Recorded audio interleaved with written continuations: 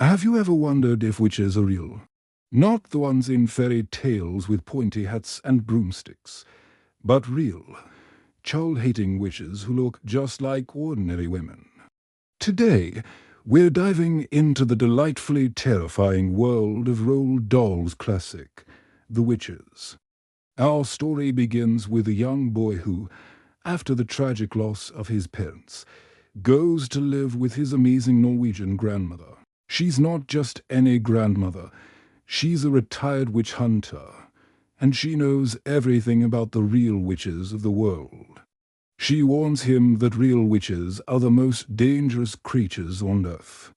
They despise children and spend their lives plotting to get rid of them. How do you spot a witch? Well, it's tricky. They wear gloves to hide their long, curvy claws. They wear wigs to cover their bald heads, which are often itchy. They have large nostrils to sniff out children to them. Clean children smell like dog droppings.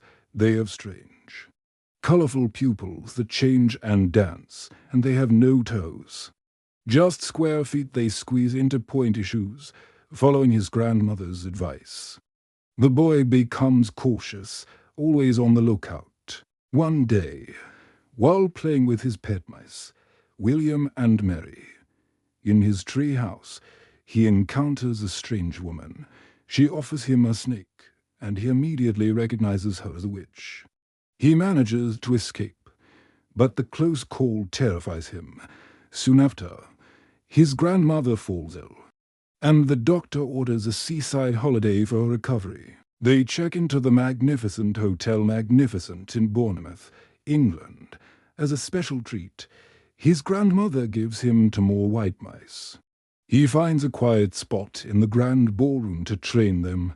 Hiding behind a screen, little does he.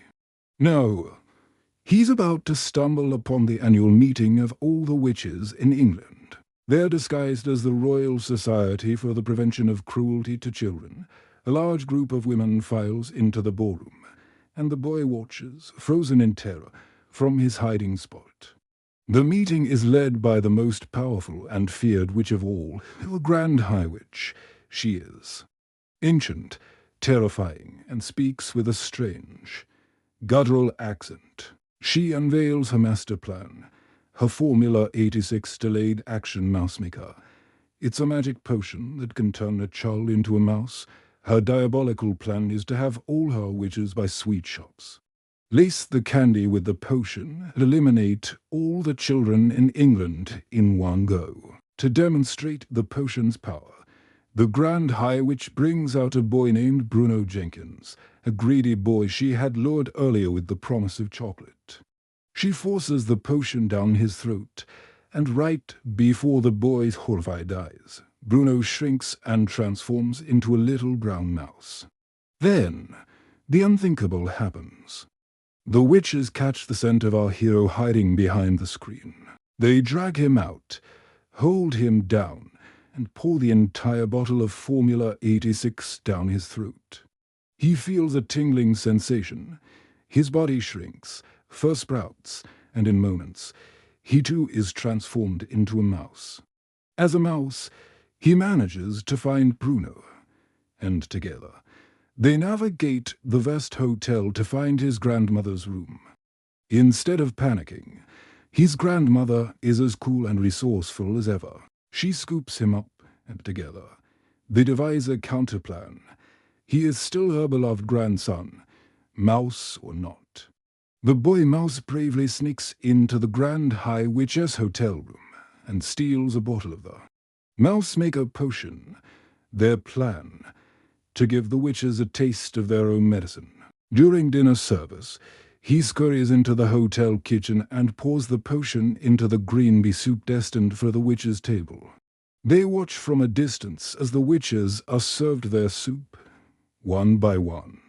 After finishing their meal, the witches begin to twitch, shrink, and transform into mice. Chaos erupts in the dining room as guests scream and staff try to catch the sudden infestation of rodents. The hotel manager, in a panic, ends up eliminating all the witch mice, including the fearsome Grand High Witch herself. our hero and his grandmother return home.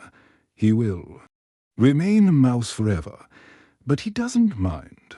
He knows that mice don't live very long, but his grandmother points out that he will now likely live as long as she does, so they will never be apart.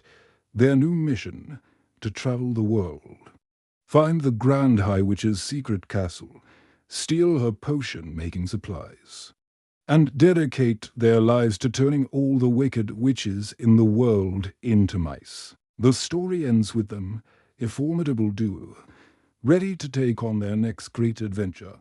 It's a thrilling tale of courage, love, and the idea that it's not what you look like that matters, but who you are.